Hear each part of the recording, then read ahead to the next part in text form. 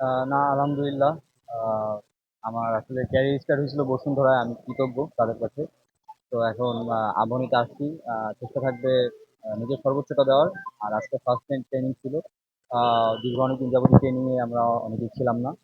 তো আহ, যেহেতু আমাদের নেক্সট মান্থে খেলা আছে, তো ওইটাই প্রিপারেশন মূলক আজকে ট্রেনিং স্টার্ট হয়েছে। না, ওইটা চিন্তা করে এখানে আসা। এখন আসলে আমি আমার জায়গা থেকে সর্বোচ্চটা দেওয়ার চেষ্টা করবো। বাকিটা আল্লাহ ভরসা। চ্যালেঞ্জ কিনা, এটা কি চ্যালেঞ্জ কিনা যে আহ, ওইখানে 11-এ থাকতে না পারা আর এখানে 11-এ থাকা? না, এটা অবশ্যই আমার জন্য চ্যালেঞ্জ। আমার ফার্স্ট টার্গেট থাকবে বেস্ট ইলেভেনে ঢোকা, তারপরে দলের হয়ে সর্বোচ্চটা দেওয়া, এটাই টার্গেট থাকবে। ও তাহলে নিজেকে প্রমাণ করবে সে দেশের নাম্বার ওয়ান ভালো ফুটবলার।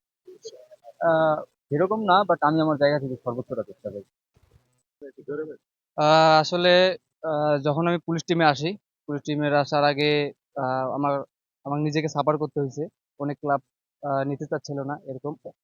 তো পরবর্তীতে আমাকে পুলিশ ক্লাবে যাই আহ, বরাবর মাধ্যমে। তো যাওয়ার পর পুলিশ টিমে সিজনটা অনেক ভালো গেছে, আমি তাদের কাছে অনেক অনেক ঋণী এখন পর্যন্ত।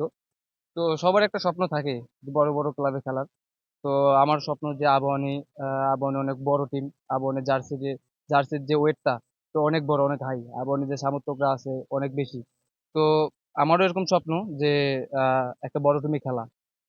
তো এই সিজন আবাহনীতে আছি। তো ইনশাল্লাহ সামনে এফসি কাপের খেলা আছে।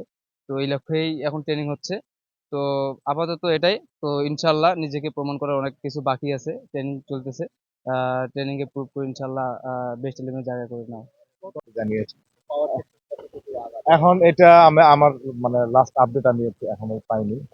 দু একদিনের ভিতরে জানা যাবে আসলে যে আমার রিকোয়ারমেন্টটা ফুলফিল হবে কিনা।